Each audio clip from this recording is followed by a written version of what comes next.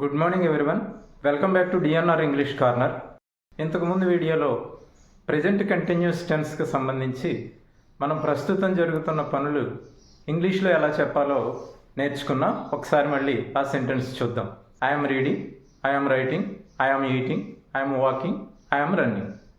అంటే ప్రస్తుతం మనం చేస్తున్నాం అనమాట. నేను చదువుతున్నాను, నేను రాస్తున్నాను, నేను తింటున్నాను, నేను నడుస్తున్నాను, నేను పరిగెడుతున్నాను.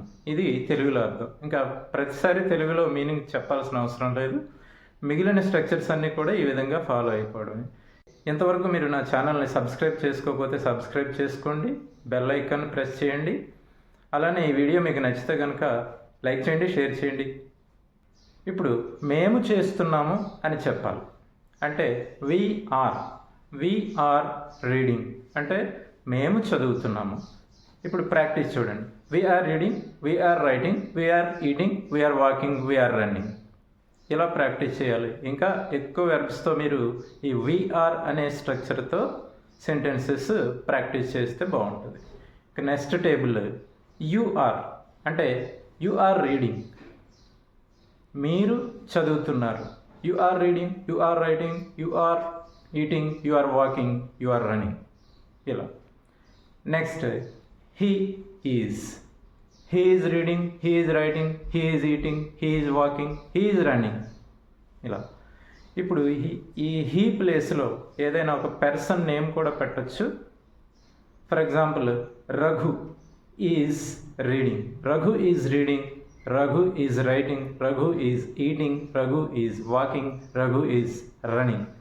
ఇలా ఏదైనా నేమ్తో కూడా ఈ స్ట్రక్చర్ని ఉపయోగిస్తాం, ఈజ్ ఉపయోగించి. ఇంకా నెక్స్ట్ షీ ఈజ్ అంటే ఆమె చదువుతున్నది. She is reading, she is writing, she is eating, she is walking, she is running. ఇలా ప్రాక్టీస్ చేయడమే. ఇక ఈ షీ ప్లేస్లో ఏదైనా నేమ్ కూడా మనం చేయొచ్చు. ఫర్ ఎగ్జాంపుల్ నేమ్ ఉపయోగించవచ్చు. శ్రీదేవి ఈజ్ రీడింగ్ అంటే శ్రీదేవి చదువుతున్నది.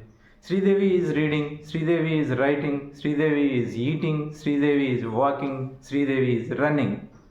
ఇలా యానిమల్స్ కానీ థింగ్స్ కానీ వచ్చినప్పుడు వాటితో సెంటెన్స్ చెప్పాలంటే ఇట్ ఉపయోగిస్తాం. ఇట్ ఈజ్ అంటే అది.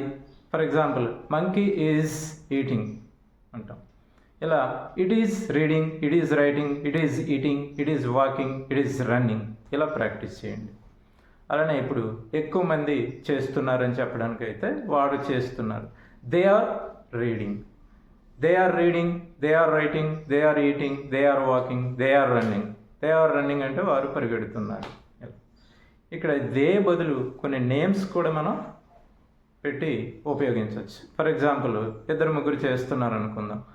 Sanjay and Vishnu are reading. Sanjay and Vishnu are reading అంటే సంజయ్ విష్ణు ఇద్దరు చదువుతున్నారని అర్థం.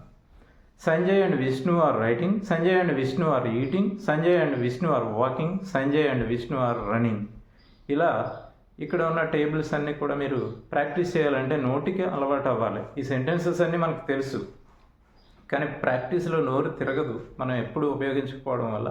ఇలా రెగ్యులర్గా ఎక్కువసార్లు ప్రాక్టీస్ చేస్తే ఓవరాల్గా మనకి చాలా ఉపయోగం ఉంటుంది. ఎక్కువ మనకి ఫియర్ అనేది ఉండదు. రేపు మాట్లాడేటప్పుడు మనకి ఈ సెంటెన్సెస్ అన్నీ కూడా ఇండైరెక్ట్గా ఉపయోగపడతాయి అన్నమాట. అందువల్ల ఈ టేబుల్స్ అన్నీ కూడా బాగా ప్రాక్టీస్ చేయండి.